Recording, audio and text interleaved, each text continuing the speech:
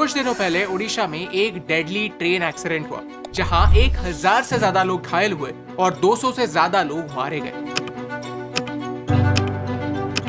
ये 2004 के बाद होने वाला सबसे डेंजरस ट्रेन एक्सीडेंट था एंड आई एम शॉक्ड क्योंकि मुझे ट्रेन से ट्रैवल करना बहुत पसंद है और मुझे ही क्यों 2 करोड़ से ज्यादा लोग हर रोज ट्रेन से ट्रैवल करते हैं। भारत में 1,15,000 किलोमीटर लंबे रेलवे ट्रैक्स और हर दिन 12,000 से ज्यादा ट्रेन इन ट्रैक्स पर दौड़ते हैं। आज के इस वीडियो में हम जानेंगे कि ओडिशा में ट्रेन एक्सीडेंट क्यों हुआ, अलग अलग थियरीज क्या है, पॉसिबिलिटीज क्या है, ऐसे कौन से स्टेप्स है जिनकी हेल्प से हम इसे रोक सकते थे और कैसे कुछ लोगों ने इस ट्रेजेडी का इस्तेमाल अपने गंदे पॉलिटिकल एजेंडास के लिए किया। हम भारत के इंपॉर्टेंट पॉइंट्स के ऊपर एक सोल्यूशन ओरिएंटेड माइंडसेट से वीडियोस बनाते हैं। अगर आपको हमारा काम अच्छा लगता है तो प्लीज चैनल को सब्सक्राइब या फॉलो करना ना भूलिए। ये आपके लिए तो फ्री है लेकिन इससे हमारी बहुत हेल्प होती है। चैप्टर 1, उड़ीसा में क्या हुआ। चलिए समझते हैं कि उड़ीसा का ये ट्रेन एक्सीडेंट क्यों और कैसे हुआ। ये पूरी कहानी 3 ट्रेन की है, Coromandel express, Bengaluru Howrah superfast express और एक गुड्स ट्रेन। 2 जून 2023 को उड़ीसा के बालासोर में एक हादसा हुआ। यहाँ 2 मेन लाइन्स है,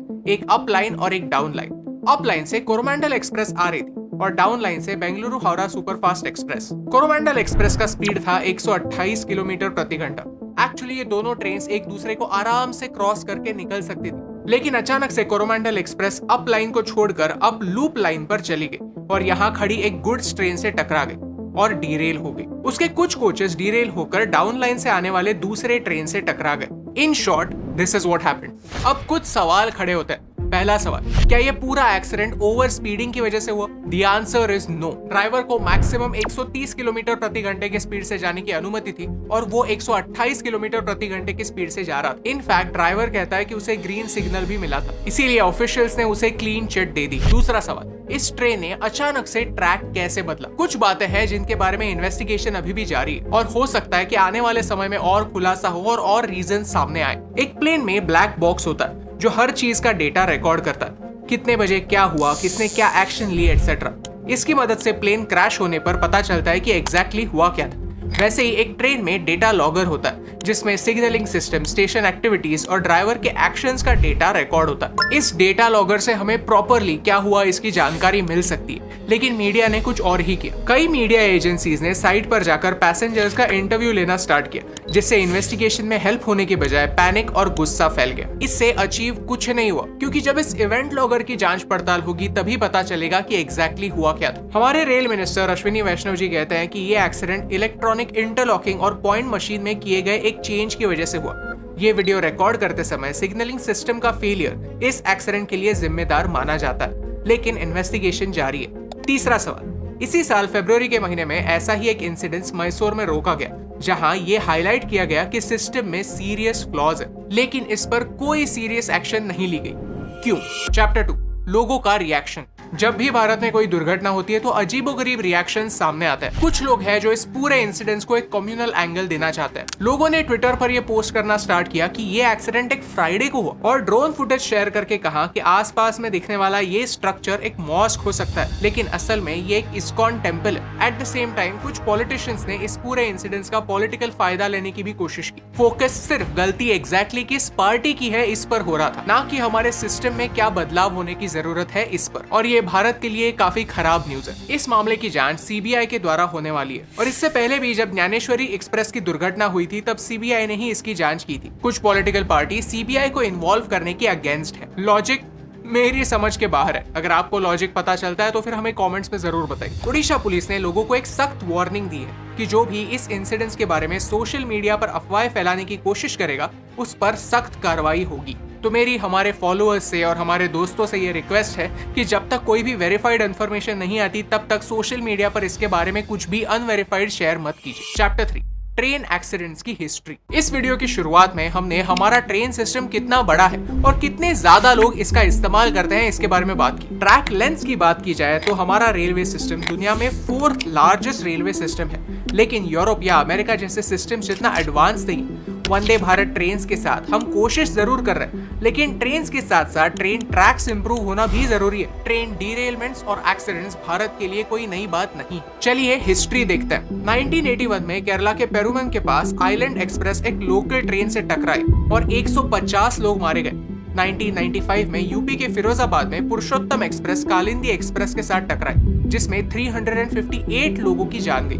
1998 में पंजाब के खन्ना में Jammu Tawi Selda express Kalindi express से टकराई और इसमें 212 लोगों की जान गई। 1999 में असम में ब्रह्मपुत्रा मेल अवध असम एक्सप्रेस से टकराई और इसमें 290 लोग मारे गए। एक ट्रेन एक्सीडेंट के कई रीजंस हो सकते हैं, ड्राइवर की गलती, सिग्नल मैन की गलती, मैकेनिक की गलती या फिर सैबोटाज भी, यानी जानबूझकर एक ट्रेन एक्सीडेंट करवाने की कोशिश। सीएजी का ये रिपोर्ट कहता है कि 2018 से लेकर 2021 तक होने वाले सारे एक्सीडेंट्स में से 70% एक्सीडेंट्स डीरेलमेंट की वजह से हुए थे, यानी डीरेलमेंट्स के हादसे होते रहते हैं और इस पर एक परमानेंट सोल्यूशन निकालने की सख्त जरूरत है। Chapter 4 solutions. अक्सर कोई भी दुर्घटना होती है तो लोग प्रॉब्लम्स के बारे में जरूर बात करते हैं, लेकिन सॉल्यूशंस के बारे में काफी कम लोग होते हैं जो बात कर पाते हैं। चलिए आज कुछ सॉल्यूशंस डिस्कस करते हैं जिससे हम भारत की सिस्टम को 1% ही क्यों ना हो बेहतर बना सकते हैं। नंबर 1 है कवच सिस्टम। कवच हमारे रिसर्च डिजाइन स्टैंडर्ड्स ऑर्गेनाइजेशन ने बनाया हुआ एक सिस्टम है।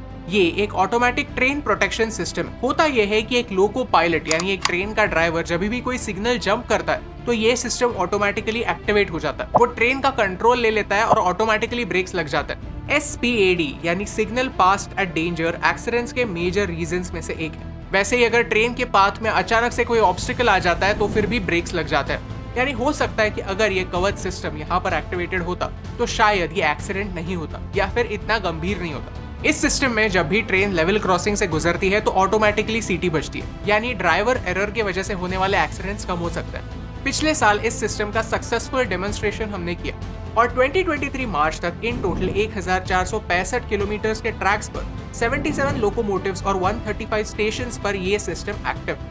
मार्च 2024 तक न्यू दिल्ली से मुंबई और न्यू दिल्ली से हावड़ा इस एरिया में ज्यादा मूवमेंट होने की वजह से ये सिस्टम यहाँ पर पहले शुरू होने जा रहा है। ये सिस्टम पूरे भारत में शुरू करने के लिए एटलीस्ट आने वाले 5 से 6 साल जाने वाले हैं, लेकिन इसे हमें फास्ट करने की जरूरत है। Solution number 2 is inspection. हमारे रेल मिनिस्टर कहते हैं कि सैबोटाज के चांसेस अभी एलिमिनेट नहीं हुए, यानी हो सकता है कि किसी ने जानबूझकर ये एक्सीडेंट करवाया हो। इसीलिए इस इन्वेस्टिगेशन में CBI इन्वॉल्व होने वाली है। 2010 में ज्ञानेश्वरी एक्सप्रेस ऐसे ही डिरेल हुई थी, जिसमें 148 लोग मारे गए थे। इसमें माओइस्ट लोगों का हाथ पाया गया था। ऐसे इंसिडेंसेस अवॉइड करने के लिए सख्त स्टेप्स लेने ही होंगे। CCTV cameras, drones, infrared sensors, radar और लाइडार सिस्टम्स की मदद से ट्रैक्स के साथ होने वाली टैंपरिंग डिटेक्ट की जा सकती है। सोल्यूशन नंबर 3, हमारी रेलवे सिस्टम ओवरबर्डन्ड है और ट्रैक्स रिपेयर्स के लिए, मेंटेनेंस के लिए टाइम नहीं मिलता। ये एक रियलिटी है, इसे सुलझाने की कोशिश होनी चाहिए। लेटेस्ट टेक्नोलॉजी का इस्तेमाल करके, हमारी सिग्नलिंग सिस्टम को इम्प्रूव करके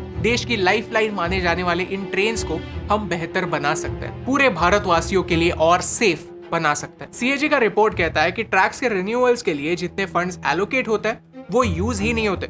इसका मतलब ये है कि बजट होने के बावजूद एग्जीक्यूशन में कमी की वजह से रिपेयर्स और मेंटेनेंस का काम पीछे पड़ जाता है। Chapter 5 silver lining. You see, जो लोग इंजर हुए या फिर जिन लोगों ने अपनी जान गंवाई उनके लिए किसी भी तरह का कॉम्पेंसेशन इनफ नहीं है, लेकिन इस इंसिडेंट्स में कुछ ऐसी बातें सामने आई जिन्हें हमें एक्नॉलेज और अप्रिशिएट करना काफी जरूरी है। ओडिशा अपने state of the art disaster management system के लिए जाना जाता है। 15 fire rescue teams, 100 doctors, 200 police और 200 एम्बुलेंसेस इमीडिएटली हादसे की जगह पहुंचे। लोकल बस ऑपरेटर्स ने भी इंजर्ड लोगों को हॉस्पिटल्स तक पहुंचाने में हेल्प। सिर्फ 12 घंटों में 500 से ज्यादा ब्लड डोनर्स सामने आए। एक समय ऐसा भी आया कि ब्लड बैंक से वॉलंटियर्स को घर भेजा क्योंकि उनके पास सफिशिएंट ब्लड जमा हो गया था। इन ब्लड डोनर्स में कई महिलाएं भी शामिल थी। मदद करने के लिए कई कंपनीज भी सामने आई। अदानी ने जिन बच्चों ने अपने पेरेंट्स को इस एक्सीडेंट में खोया उनके लिए फ्री एजुकेशन प्रॉमिस किया। रिलायंस ग्रुप ने इन सारे विक्टिम्स के लिए एक 10 पॉइंट प्रोग्राम लॉन्च किया। जो एम्बुलेंसेस इमरजेंसी सेवा में लगे थे उनके लिए रिलायंस ग्रुप ने फ्री में फ्यूल प्रोवाइड किया। यहाँ तक विक्टिम्स के लिए आने वाले 6 महीनों के लिए फ्री राशन भी प्रोवाइड करने का प्रॉमिस किया। जिन महिलाओं ने अपने हस्बैंड को इस एक्सीडेंट में खोया है उनके लिए ट्रेनिंग और स्किल डेवलपमेंट रिलायंस की ओर से होने वाला। यानी कई लोग अपने अपने लेवल पर इस क्राइसिस को सुलझाने में, लोगों को राहत पहुंचाने में हेल्प कर रहे हैं। And that is the spirit of Bharat. अगर आपको इस वीडियो से वैल्यू मिली, कुछ नया सीखने मिला, तो हमें सोशल मीडिया पर सब्सक्राइब और फॉलो करना ना भूलिए, क्योंकि हमारे रेलवे सिस्टम को इम्प्रूवमेंट की सख्त जरूरत है। कुछ एक्शंस लेने की सख्त जरूरत है और यही इंपॉर्टेंट बात आप तक पहुंचाने से मुझे फर्क पड़ता है।